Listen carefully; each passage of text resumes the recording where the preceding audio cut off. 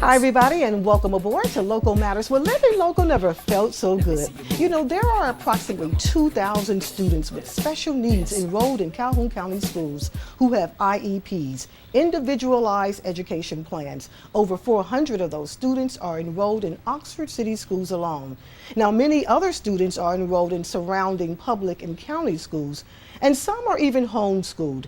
For parents of special needs children, it is especially important to create educational plans, but it is also important to create financial plans for them as well. We invite you to join us here at Local Matters as we discuss ways to physically and financially protect your special needs child, because if it's local, it matters. Dance.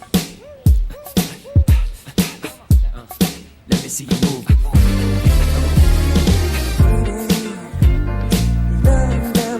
So good, and I died if they never could, not like you. Hi, everybody, and welcome back to Local Matters. You know, for parents of special needs children, it is especially important to create educational plans, but it is also important to create financial plans for them as well. Joining me to help us better understand how we can better protect our children with special needs is Local Matters legal consultant, Attorney Bruce Adams of Adams Miller Law. So welcome back. Nice to be back, Dottie. Oh, it's good to have you. You know, Bruce, this show is going to be particularly special and near and dear to my heart, because we're going to be talking about how to protect children, even adult children with special needs. I am a parent of a adult child who have special needs, and I didn't really know how to protect him. Looking back now, I see now that I didn't really do all of the things that I should have been doing, but I just didn't know. So it's so good to have you come aboard so that we can help others not fall into the same trap that I did, and not knowing what to do, when to do it, how to do it to protect them financially, because, you know, we're not going to always be around to protect them. And this is my first question to you, Bruce. How do we, you know, we know how to protect our children. Most parents do, if they feel they have a child that has some, you know, they're not doing well in school, and they can, you know, work with school officials to get them an IEP plan. But that's really about it. A lot of parents are not sure how to protect their children financially. So what do parents really need to be thinking about and doing financially to protect their children? Okay. And the first thing I want to make clear is that for many of these children, if you have a Downs child, or a severely autistic child, or a child perhaps that was in an accident and has been rendered physically disabled, they are receiving benefits. And some of those benefits are what are called means tested. And basically that means that in order to qualify for that benefit, they have to meet certain financial need criteria. Right. If a parent were to pass away and suddenly life insurance or inheritance is suddenly received by that child, it will knock them off that benefit. So whenever we're trying to preserve their right to means-tested benefits, we prefer to use a special needs trust. There's different versions. We'll talk about them more here in a little bit. But the idea here is that the life insurance or the property, the money left to the child, goes into this special needs trust. That will not disqualify them from continuing to receive their benefit, but will be available for additional enhancements of their life. And you can then also separate the physical care of the child from someone who's qualified to act as trustee and manage the money. It can be the same person, but it doesn't have to be in that sense. So when we think about the benefits that children are receiving, these are benefits that we hear oftentimes. Medicaid. Talk to us about Medicaid and Medicare. Well, Medicare is a federal program, and it's different. Medicaid, while it's a federal act, it is administered by the states, and it is strictly a needs-based program. So, you know, you have very limited amount of assets, very limited income that you can have and still qualify for this benefit. So, you know, Section 8 housing would be another example. The Supplemental Nutrition Assistance Program, the SNAP program, I think they call it, that's another one. All of these are available if you meet food stamps, if you meet the need. Right. If you meet the need, and then all of a sudden something happens, this child is going to come into a big sum of money, they could stand to lose those benefits. That's correct. That's correct. So they could stand to lose those benefits. So to make sure that they don't, you mentioned this trust.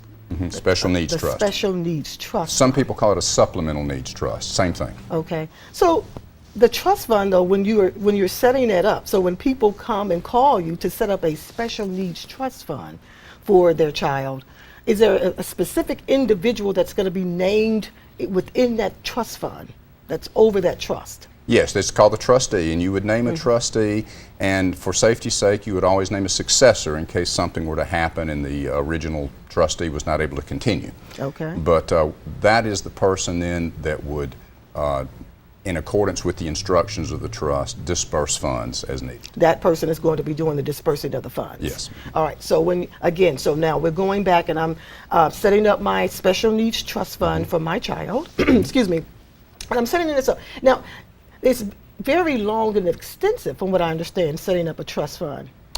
Well, the document itself is usually fairly extensive because you want to address a number of different possibilities and contingencies, so there's not a gap that's not covered down the road. Okay. But it's not a grueling process to establish it. So it's not like something people should be getting like and feeling as though I know I need to do it, but I just don't want to. I don't want to. It's actually just sitting down and talking like you and I are doing right now, and sitting down talking about what it is that they would want to leave for their child. Yeah, that, and of course trying to give them more information about exactly how the mechanics of the special needs trust would work and the different types.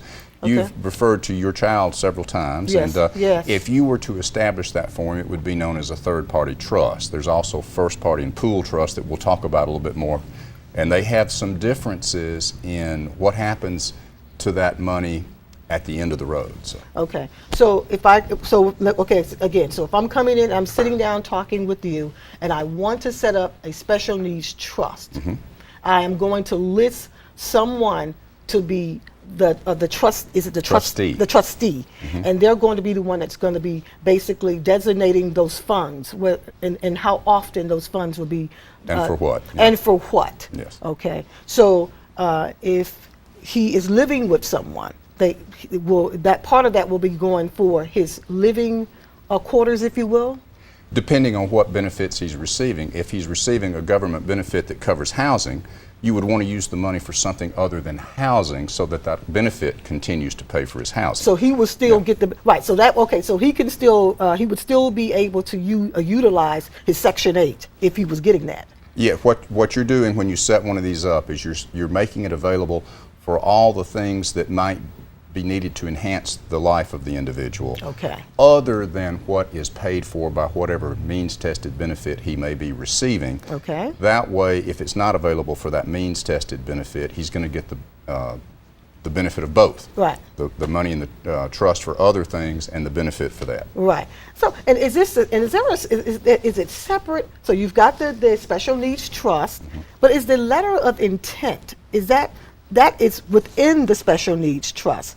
Because you mentioned, we were talking about that earlier, and is it letter of intent or nomination of guardian? Of guardian. That's a term I'd rather use because Yeah. you're separating, and while it can be the same person, it doesn't have to be, Okay. but you're separating the person that's going to be caring for the child on a day-to-day basis, the guardian of the person, Okay. from necessarily the management of the money by the trustee. I see what you're saying. It could be two separate people. Could be two separate people. Okay. You might have a particular individual that you feel comfortable can manage the money properly. You want to make them the trustee. Their circumstances, though, are such that they really wouldn't be in a position Yes. to take the child into their home. There's somebody else that would provide a good, loving home. I see what you're saying. So you can, in that special trust, definitely have two separate people. We want to talk more.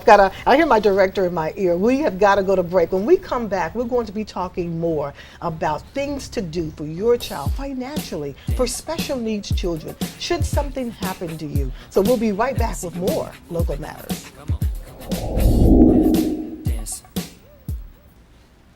Hi, everybody, and welcome back to Local Matters, where living local never felt so good. I'm Dottie Rimpsey, and I'm joined with Local Matters legal consultant, attorney Bruce Adams, and we've been talking all morning long about how to best protect special needs for our children should something happen to us. So I want to pick up where we left off. I think when we last before we went to break, we were talking about when a special needs trust fund is established, there can be a number of people within that trust fund. Yeah, you can have a trustee, and then of course you would have a successor if that person became unable to continue to carry out the duties of the trustee. Right.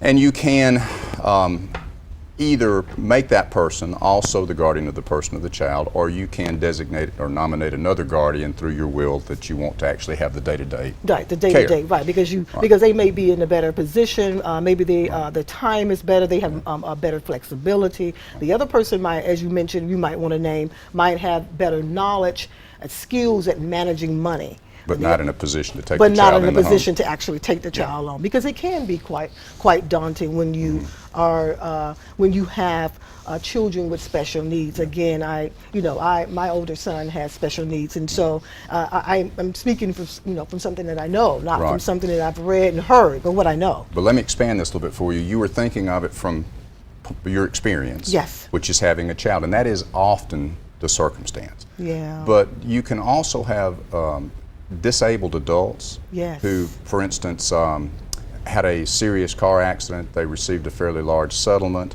they are going to have ongoing, lifelong care needs, and they can establish a trust, a special needs trust for their care as well, in order to try to continue to receive disability benefits, but at the same time have this fund available.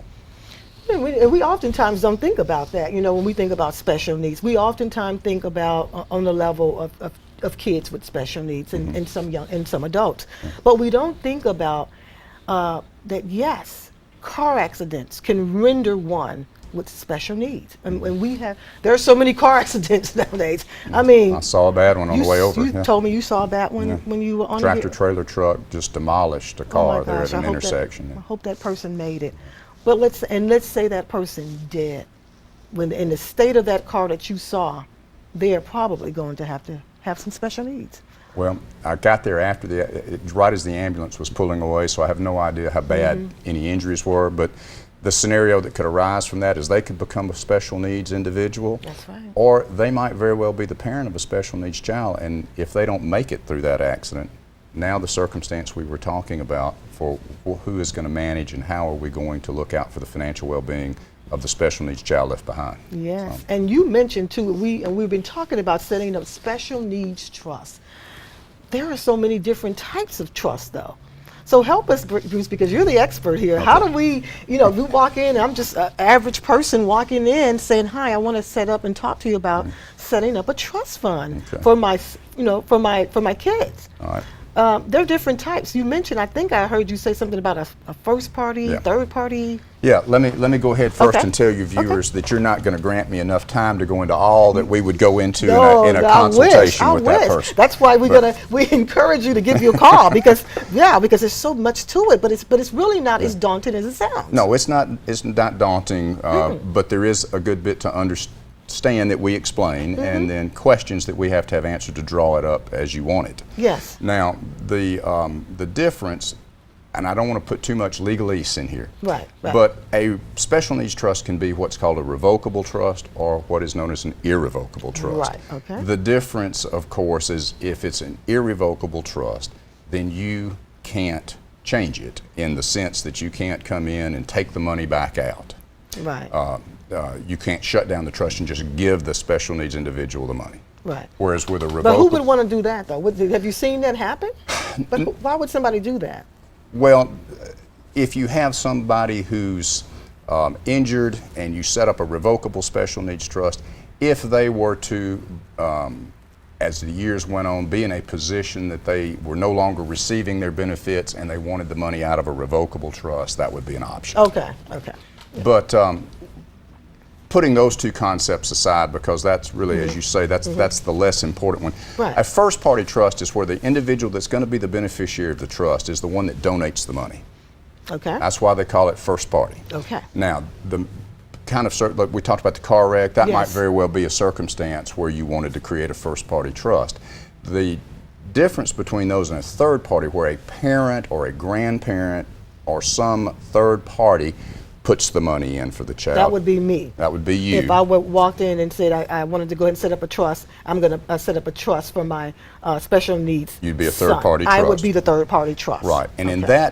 in that circumstance, the main difference is this: Mm-hmm. the right of the government to recover against any balance remaining in the trust when everything is said and done. If it's a first-party trust, they have a right of recovery, so the balance of those funds could be subject to a recovery claim by the government. If it's a third-party trust, it is not subject to that recovery.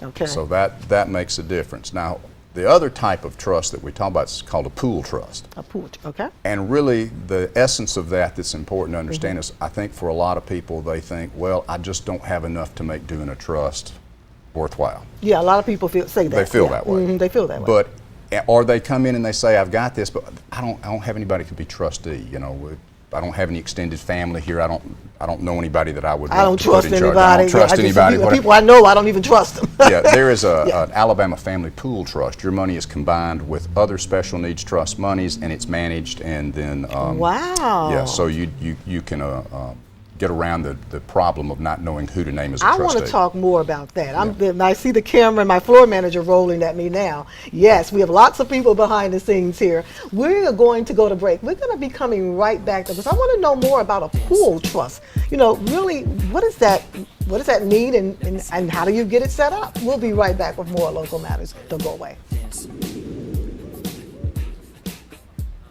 I'm gonna have to stay.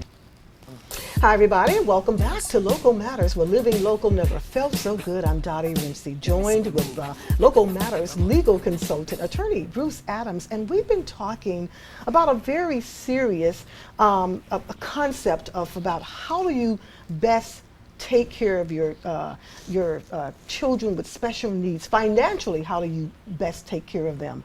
This show is near and dear to my heart because I have a son that has special needs. He's an adult child, but still, it's you know, even if they're little or whether they're adult, they will always need some form of guidance, if you will, someone, if you will, looking over their shoulder.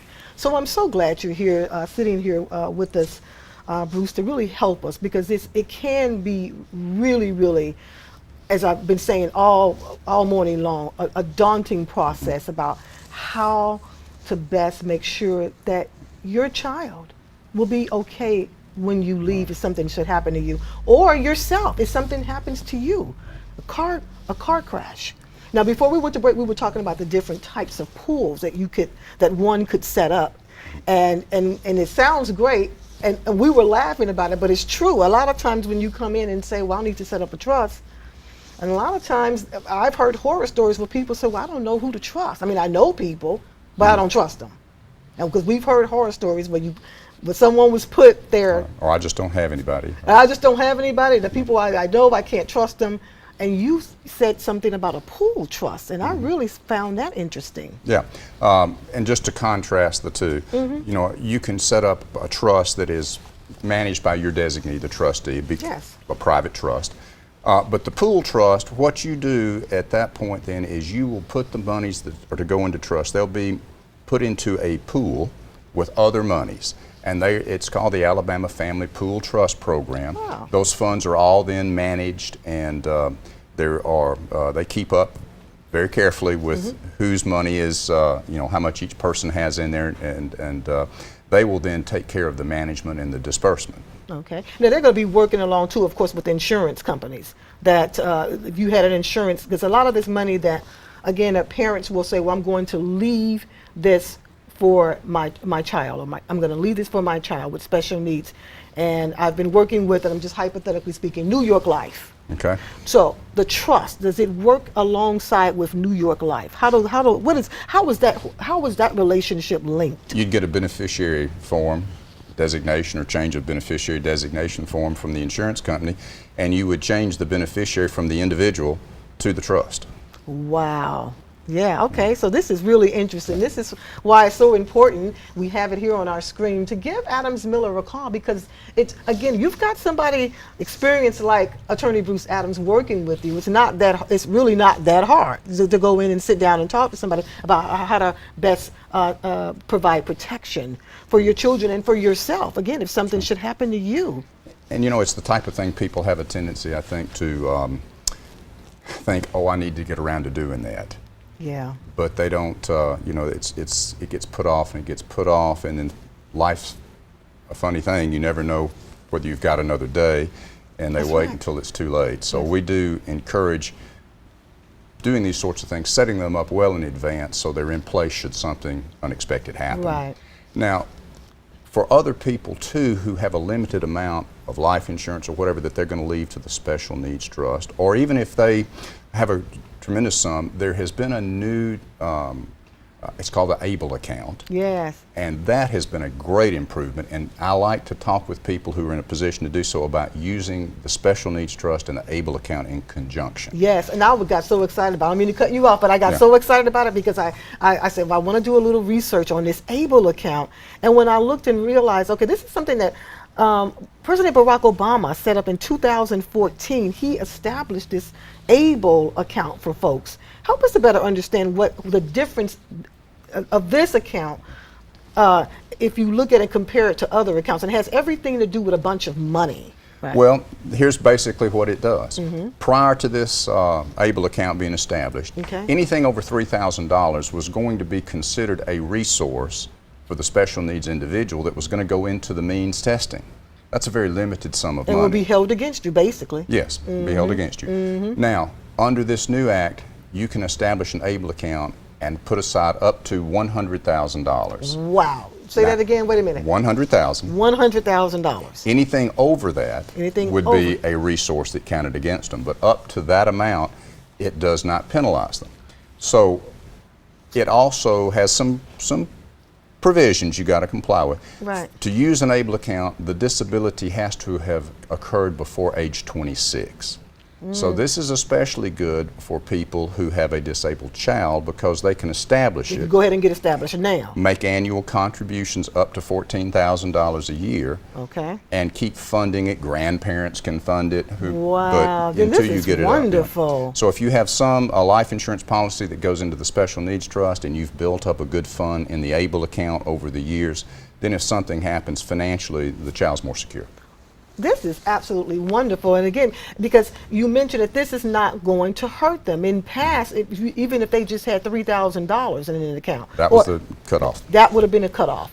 That would have been, but now you can put up to $100,000 into this ABLE account. But it's got to be done before 26. The disability has to have occurred The before disability. age 26. Yeah. So, okay. So if you're 27 and you have a terrible car accident, You're out of luck on the ABLE you're account. out. You're out of luck for the ABLE account. Right. There's so much to this. I mean, I love this. I love learning about, first of all, about finances and how to protect myself, how to protect my children. And we hope that you are too, and we hope that you will give Attorney Bruce Adams a call at Adams Miller. Also, you can give his partner a call as well too. Bill Miller. Bill Miller. He's also, so you know, if he answers the phone, you don't have to hang up. Just you don't have to hang up. Give them a call. It is so good having you here with us each Thank you and so every much. week. So good to have you. Definitely give me a handshake. Give me a handshake because I'm Thank so you, glad you're here giving us this information. But it's My so good pleasure. to have you here with us here on Local Matters. We look to see you back next week because if it's local, it matters. All right. Have a good night, guys. Dance.